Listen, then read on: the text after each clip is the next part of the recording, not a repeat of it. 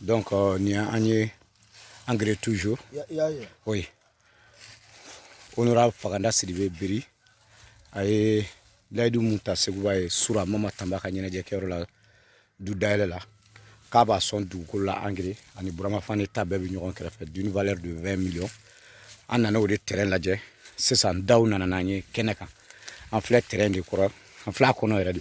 C'est quoi, je l'ai borne folle là. Borne flanambi est fait.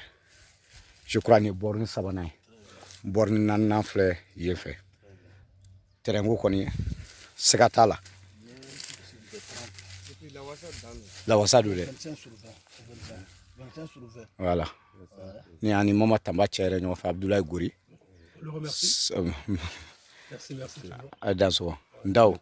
Ni ani la. Mamadou Sidibé Jigablo. Ka fara Segouba Traoré reka. Terrain go nyena trop. OK. Ni kele Abidjan kay.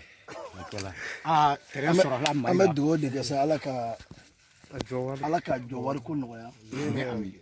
Ni ala jowar ko no ya ko ka foko Segouba kelenda ni Jigablo Jigero sura. Un jour viendra donc absaka ke ala barkaro ande gwen ka bon raso. Inch'Allah. Ala ka tango. Amin ya rabbi. Minya di ala ka keneto. Amin. Aya bonna fulo min ya rabbi ma ala ka to yirwa bu. Amin. Ne bi duwo ke ne nga kalanden bele de ala ka ni ngongo no yam pe. Amin. Mo klinga sonte soin quoi. C'est la sala. Ala ngol fulo be soin ka ni kan la ni do ni bi min de la ngol fulo mo toujours ni ngol ma fu bon ay barake parce que ay barake te do re de ne re de bara na fain.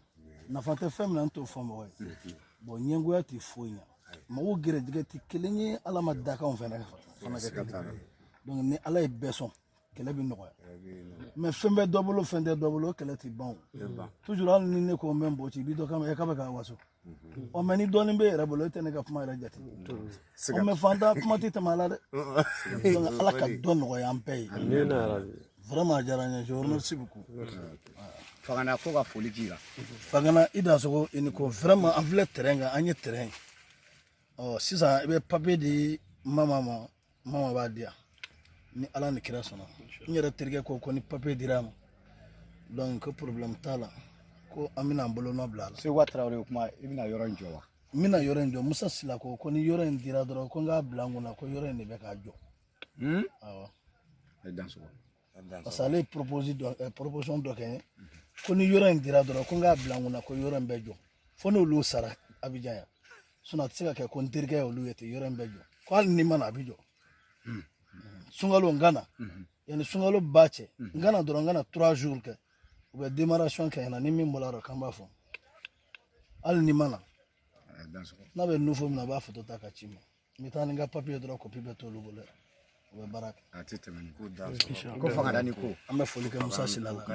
Musa Sila ka fona fo. Anye séjour mun ke. Parce que ko Faganda minga ni besera ko nyongo ka Segouba. Ko Segouba aka Abidjan na te ni misala. Donc no lu fana te shu ko nga Faganda de ma ka barani man. Donc je vous remercie beaucoup. Danso jarani ko. Ala ka to. Amin.